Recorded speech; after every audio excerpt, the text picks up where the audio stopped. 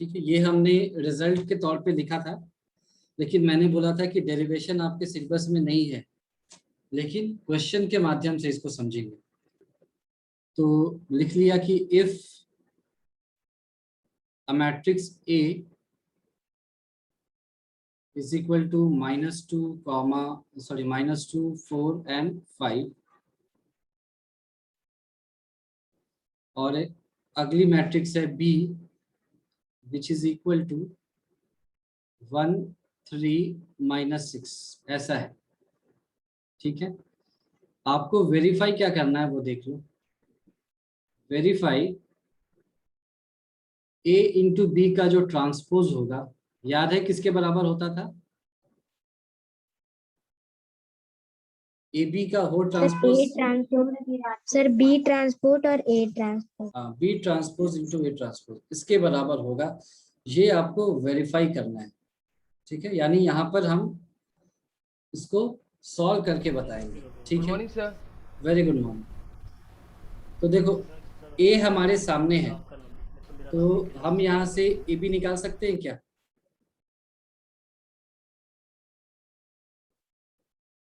ए B का order क्या आएगा बताओ? This is your 3/1 matrix, this is 1/3। तो ए बी का ऑर्डर क्या आएगा आपके अकॉर्डिंग? 3/3। तो मुझे जल्दी से वैल्यू बता सकते हो क्या? देखो कैसे होगा, रो कॉलम है ना, एक रो एक कॉलम। -2, वेरी गुड, सिर्फ -2। ठीक है, आगे -6, -6, -12। 12। ठीक है ना, इसमें कंफ्यूज मत होना। एक मिनट रुक जाओ। अगर आपको सिर्फ एक ही एलिमेंट दिख रहा है, एक रो और एक कॉलम, तो सिर्फ वही एक एलिमेंट दे देगा। इसमें कंफ्यूज मत हो जाना कि भाई और कहाँ से एलिमेंट खोजे, ऐसा नहीं, 1 रो 1 कॉलम। ठीक है, हाँ बोलो क्या बोल रहे हो? सर 4, हाँ 4, 12, गुड। -24, ठीक है, 5, 15, 5 फिर 15 और -30। -30। ठीक है, अच्छा। तो ए बी मुझे पता चल गया, तो जो पहला पार्ट है ए बी का ट्रांसपोज, ये निकाल सकते हैं, ये बता दो सर -2, 4, इधर। हाँ ठीक है, 5, 5। ठीक है, फिर -6, 12, 15। ठीक है, 12, -24, -30। ठीक है, चलो। तो ए बी का ट्रांसपोज आ गया, सॉल्व करके B transpose into A transpose इतना ही लाना है, ऐसा हमें कुछ देखना है। तो नाउ बी ट्रांसपोज बता दो। 1, 3, -6, इस तरह से 1, 3, -6 इस तरह से आ जाएगा। ठीक है, अच्छा। एंड ए ट्रांसपोज भी बता दो फिर, -2, 4, इस तरह से, है ना। सिर्फ उनका ओरिएंटेशन चेंज हो गया, ऐसे। बस अब last step, now B inverse, sorry B transpose into A transpose, ये बता दो बस। सर -2, 4, 5, -2, 4, 5। ठीक है, फिर -6, 12, 15, 12, 15, ठीक है, -12, नहीं नहीं, 12, -12, -12 नहीं आएगा, 12, 12, 12, सर -24, -24, -30। -30। अब देखो ये दोनों आपके सामने है, ये भी और ये भी, कंपेयर करो, सेम है क्या? Yes. ठीक है, yes sir, है ना। तो यहाँ से हमने कह दिया देयरफॉर ए बी का whole transpose is equal to B transpose into A transpose, है ना। हमने इसको डिराइव तो नहीं किया, लेकिन रिजल्ट से, क्वेश्चन से प्रूफ कर दिया कि ये ऐसा होता है। ठीक है यहाँ तक? Yes sir. चलो, तो अब नेक्स्ट टॉपिक स्टार्ट करते हैं हम। इसी पर बेस्ड है, वो भी बहुत ही आसान सा है, इसका नाम है सिमेट्रिक एंड स्क्यू सर सिमेट्रिक। कैलक्यूज में क्वेश्चन आया था। हाँ, वो हमसे एक क्लास 2 क्लास आगे होंगे, तो शायद आप लोगों से नहीं बन पाया होगा, मेरे ख्याल से नहीं बना था। नो कोई बात नहीं, No. परेशान मत हो, एग्जाम में बन जाएगा, है ना। बहुत ही आसान, इसमें कुछ भी नहीं। देखो सबसे पहले क्या है कि सिमेट्रिक एंड स्क्यू सिमेट्रिक किसके लिए वैलिड है, तो it is valid only for square matrices, है ना। ये इंपॉर्टेंट टॉपिक है, आसान तो है लेकिन इंपॉर्टेंट है। इसमें से क्वेश्चंस आते हैं कई बार, प्रूफ्स भी आते हैं थ्योरम्स के और क्वेश्चंस भी आते हैं, ठीक है। तो ये आपको समझ में आना चाहिए कि जहां पर भी सिमेट्रिक और स्क्यू सिमेट्रिक देखा, समझ गए कि किस तरह के मैट्रिक्स की बात हो रही है, स्क्वायर मैट्रिक्स की बात हो रही है, ठीक है। अगर स्क्वायर मैट्रिक्स नहीं है तो ये आपका वैलिड ही नहीं है ये कॉन्सेप्ट, ठीक। तो अब फॉर्मल डेफिनेशन लिख लेते हैं कि सिमेट्रिक मैट्रिक्स क्या होता है।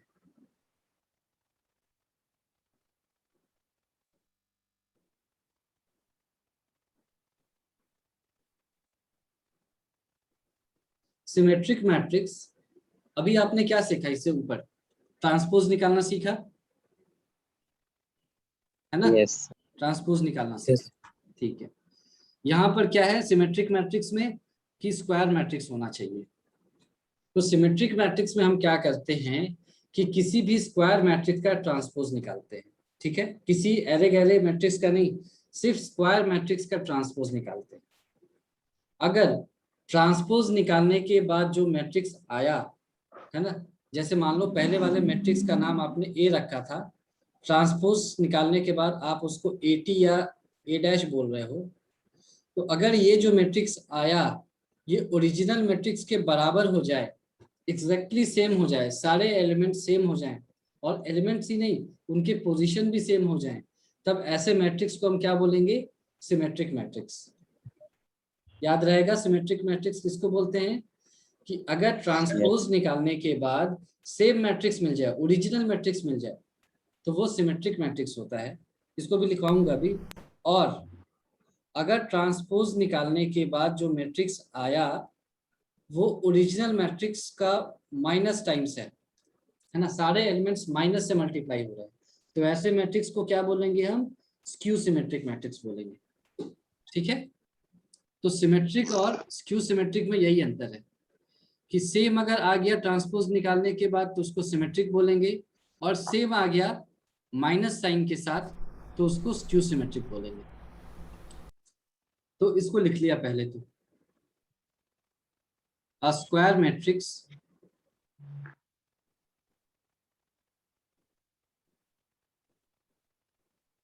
A is equal to ऐसे AIJ, चाहो तो ऑर्डर भी लिख लो, चलो स्क्वायर लिखा है तो m इंटू एन या n बाई एन लिखने की जरूरत नहीं है क्योंकि वो अंडरस्टूड है।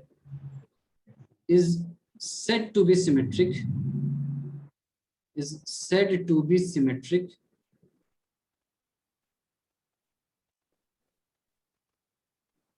if A is equal to A transpose, या फिर A ट्रांसपोज, कई बार ऐसा लिखा जाता है, एक ही चीज, ठीक है, याद रहेगा ये।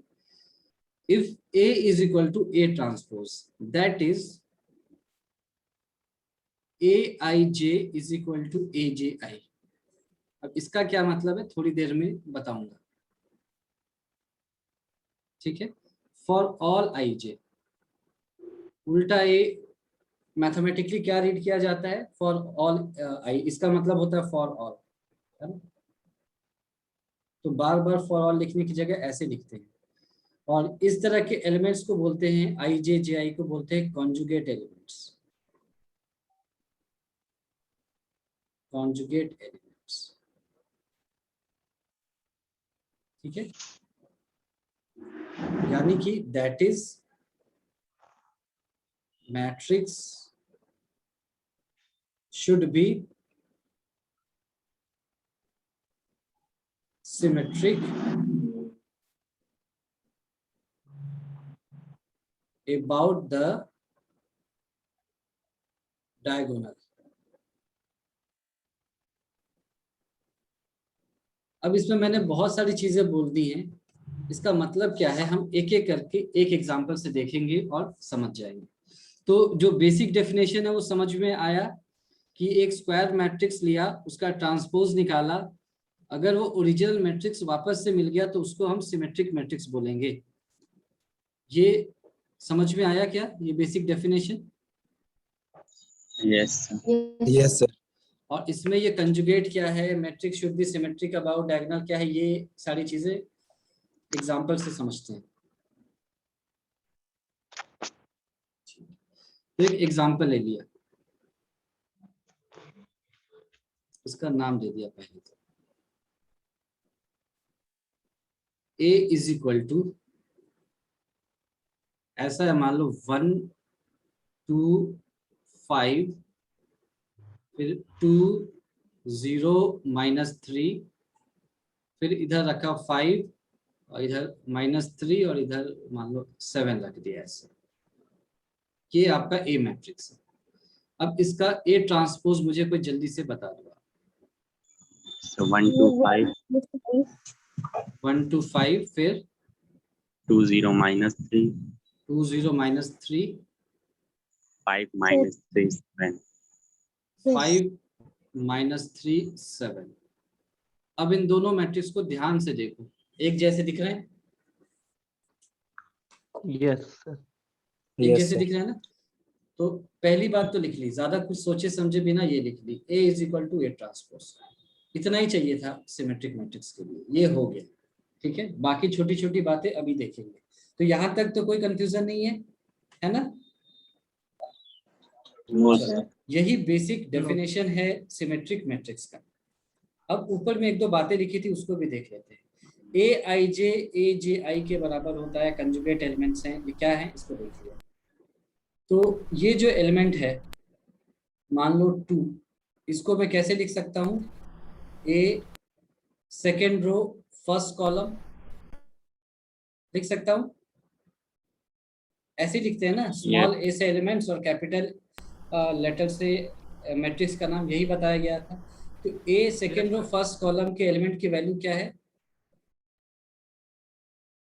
कितनी है ये इसकी वैल्यू बताओ? 2 है। और ये बोला गया है कि ए आई जे ए जे आई के बराबर है। तो इसका मतलब है कि मैं अगर इन दोनों को उल्टा कर दूं तो ऐसा आएगा, फर्स्ट रो सेकंड कॉलम में भी 2 आना चाहिए, ऐसा है क्या? फर्स्ट रो सेकंड कॉलम में भी 2 है क्या? Yes sir. अच्छा, अब मुझे अपने से कोई भी रो कोई भी कॉलम बताओ, कौन सा रो कौन सा कॉलम है खुद से? तीसरा रो पहला कॉलम। तीसरा रो पहला कॉलम, ठीक है। कौन सा एलिमेंट है? 5 है।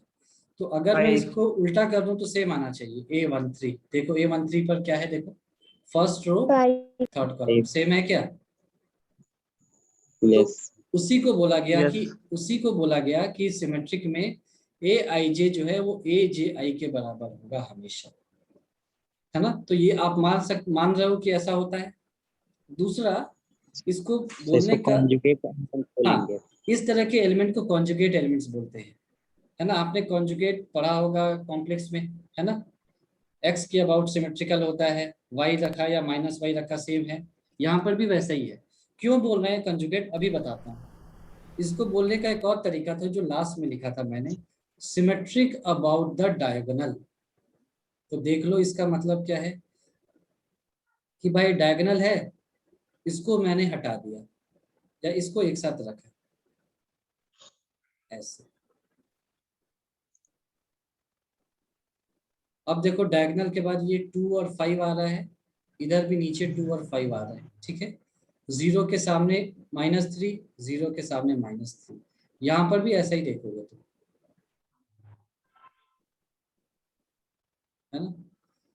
1 के आगे अगर तुम कॉलम वाइज रो वाइज जाओगे तो 2 मिलेगा, फिर 5 मिलेगा। नीचे कॉलम वाइज जाओगे तो 2 और 5 मिलेगा, ठीक है। फिर 0 के राइट में आप रो वाइज जाएंगे तो आपको -3 मिलेगा, नीचे कॉलम वाइज जाएंगे तो -3 मिलेगा। तो ये सब कॉन्जुगेट एलिमेंट्स हैं। -3 और -3 कॉन्जुगेट एलिमेंट्स हो गए, 2 कॉन्जुगेट हो गए, 5 और 5 कॉन्जुगेट हो गए। क्यों? क्योंकि डायगोनल के अबाउट सिमेट्रिकल हैं। जैसे कि कॉम्प्लेक्स नंबर में एक्स एक्सिस के अबाउट सिमेट्रिकल होते थे, x प्लस आई वाई, एक्स माइनस आई वाई को हम कॉन्जुगेट नंबर्स कहते थे, कॉन्जुगेट कॉम्प्लेक्स नंबर्स कहते थे। उसी तरह से यहाँ पर डायगोनल के अबाउट अगर सिमेट्रिकल हैं तो हम इनको कॉन्जुगेट एलिमेंट्स कहते हैं। समझ में आया?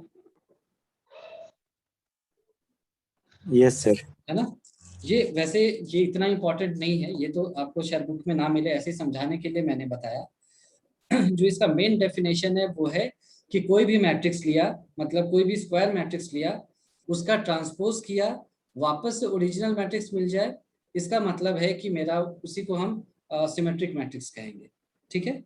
और बाकी चीजें तो अपने आप आ जाएंगी। अगर वो सिमेट्रिक है तो ये अपने आप होगा ही होगा, इसमें कोई सेकेंड कंडीशन नहीं है कि ये नहीं हो सकता, ये बिल्कुल होगा। आपको याद है तो अच्छी बात है, नहीं है तो कोई बात नहीं, आपको ये तो याद रखना ही है। तो इसमें कोई कंफ्यूजन है तो आप मेरे से तुरंत पूछ लो।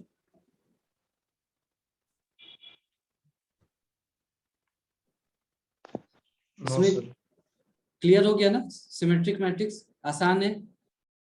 चलो, यस सर। यस। तो इसी नोट पर हम स्क्यू सिमेट्रिक मैट्रिक्स पढ़ते हैं। Skew symmetric,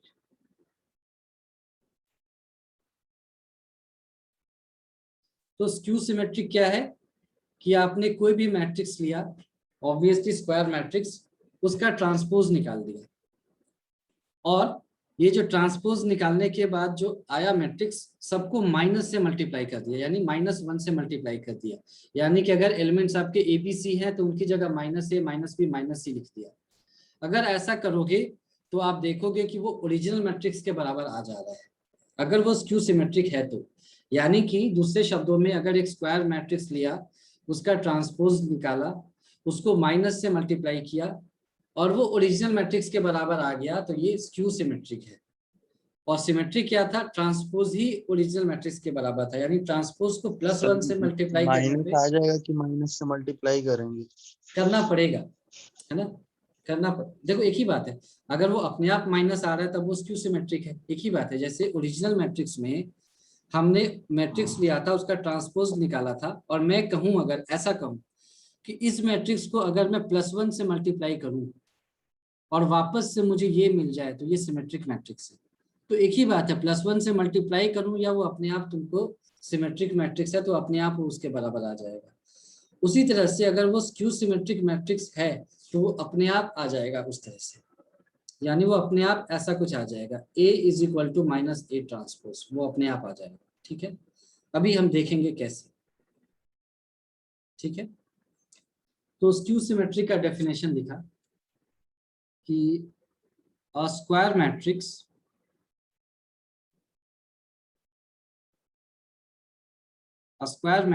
A is said to be skew symmetric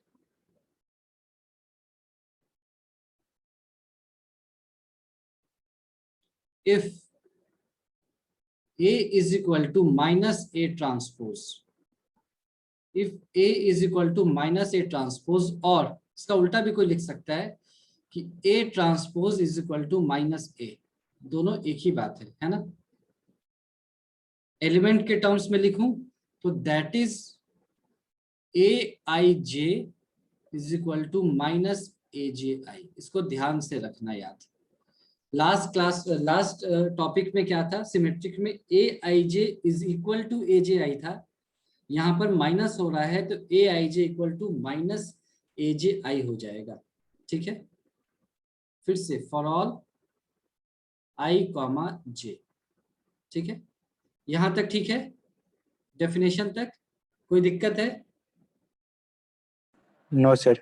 चलो, तो एग्जाम्पल लिखा ऐसे कि मान लो मेरे पास एक मैट्रिक्स है A,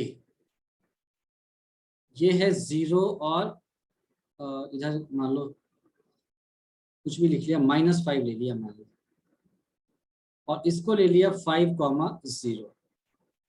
तो यहां से आपका ए ट्रांसपोज क्या आ रहा है?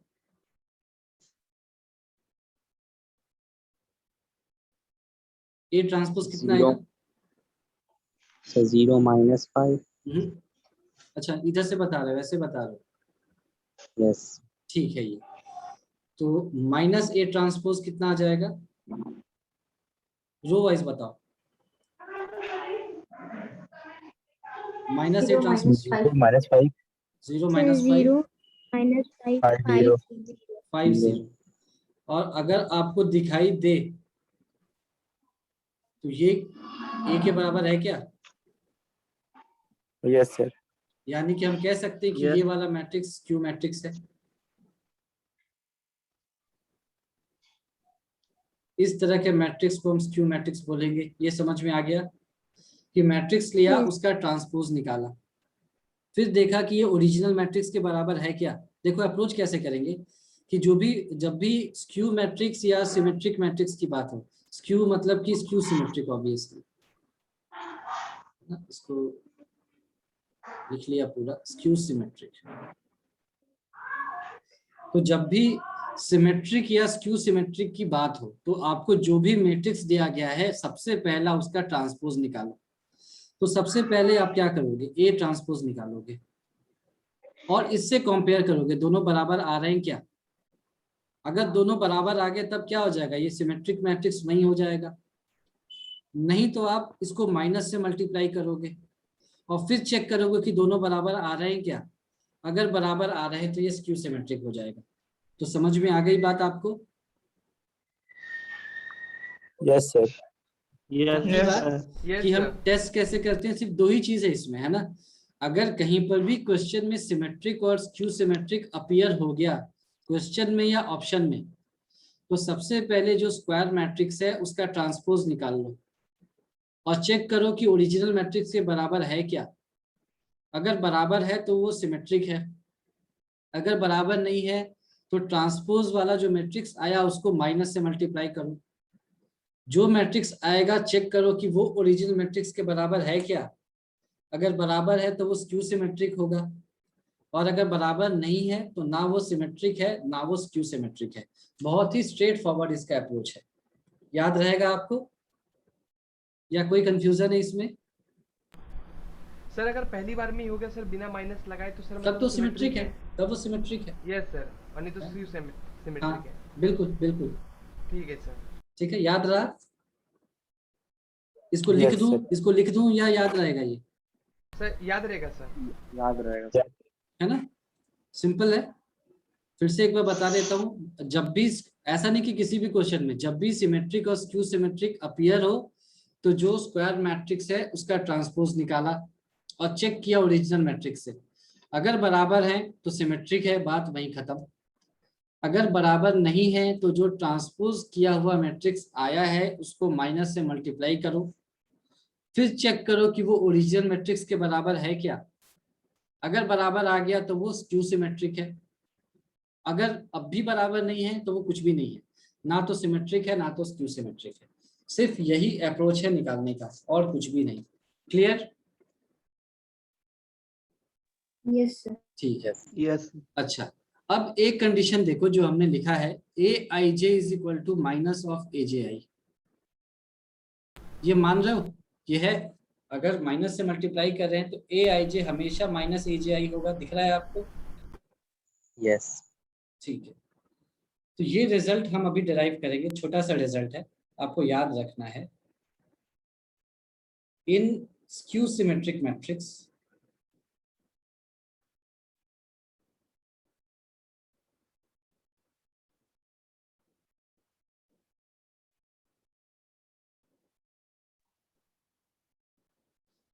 ए आई जे क्या हो जाएगा? माइनस ऑफ ए जे आई होगा। अग्री कर रहे हो आप? क्योंकि हम माइनस से मल्टीप्लाई कर रहे हैं तो ये होना ही चाहिए। ठीक है। Yes sir. इसके बाद वाला जो स्टेप मैं लिखूंगा ना, इसको ध्यान से सुनना। ये हर एक चीज और लिख दिया, फॉर ऑल आई कॉमा जे, हर आई जे के लिए वैलिड है।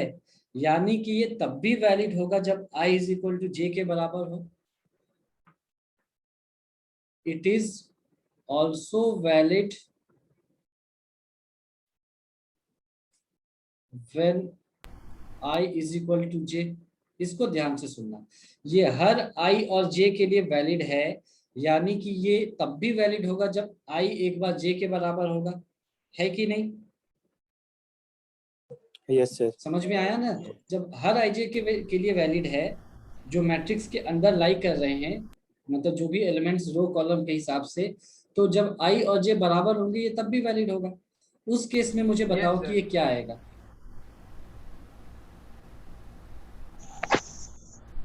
उस केस में बताओ ये ऐसा आएगा क्या? a i और j की जगह क्या लिख दूं? I i और इक्वल टू इधर JJ। नहीं, एक ही में देखो, एक ही बात है, i और j तो बराबर है, तो माइनस ऐसा लिख सकते हैं। Yes sir. तो तो यहाँ ए जे जे इक्वल्स टू माइनस जे जे एक ही लिख बराबर, सकते हैं आप ना जे जे सर? के टर्म्स में लिखो या आई के टर्म्स में लिखो, बराबर है, क्योंकि आई और जे तो आपने बराबर मान ही लिया। तो यहाँ से 2ai इक्वल टू 0 आ जाएगा क्या? Yes sir. यानी यहाँ से ai की वैल्यू क्या आ जाएगी? 0। 0। और ai किस तरह के एलिमेंट को रिप्रेजेंट कर रहा है? Diagonal a11, matrix. Very good, Yes, sir, a22, diagonal. a33 and so on. This implies in a skew matrix, in a skew symmetric matrix,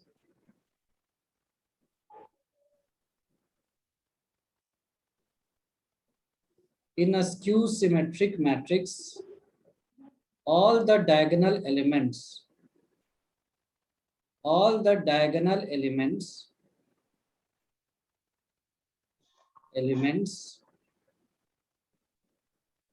are equal to 0.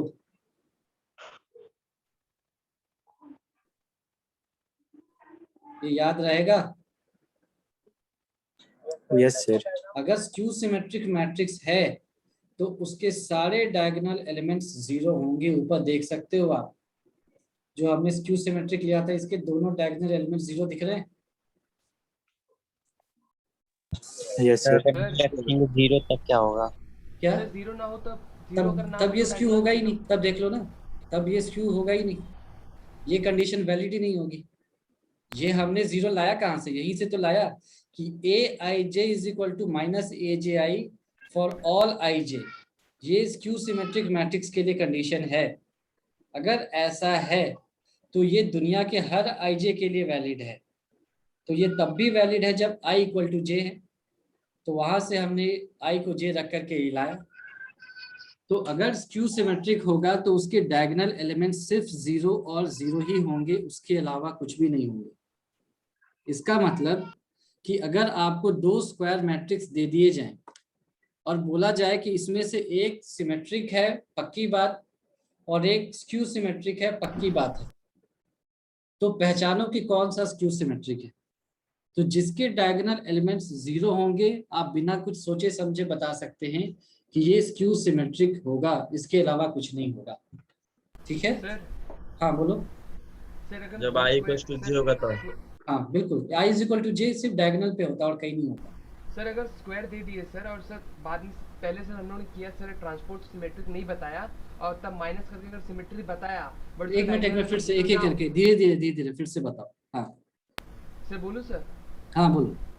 Sir हमें एक matrix दे दिया sir, matrices, ठीक है। और sir हमें बोला गया कि इसको सिमेट्रिक दिखाने के लिए सर, या नहीं भी बोला सर, सर हमने पहले ट्रांसपोज किया सर, उल्टा किया सर, तब हमने देखा कि सर नहीं हो रहा ये सर, फिर जब आपने जिस तरह माइनस किया, फिर सर माइनस से मल्टीप्लाई किया, हाँ तब सर अगर तब सर सिमेट्री दिखा दिया, हाँ। बट सर उसके डायगोनल 0 ना हो तो स्क्यू सिमेट्रिक नहीं है फिर? नहीं देखो, ऊपर से एक बार और देख लो, एक मिनट मान लो मैं जो तुम्हारे क्वेश्चन को समझा हूं, जहां तक वो बताने का प्रयास करता हूं। सिमेट्रिक मैट्रिक्स में तो किसी को दिक्कत नहीं है ना? No sir. ठीक है। स्क्यू सिमेट्रिक में देख लो कि देखो डायगोनल एलिमेंट्स तो 0 होंगे, पक्की बात, पहली चीज। स्क्यू सिमेट्रिक अगर है तो डायगोनल एलिमेंट 0 होंगे और जो नॉन डायगोनल एलिमेंट्स होंगे वो माइनस में आएंगे।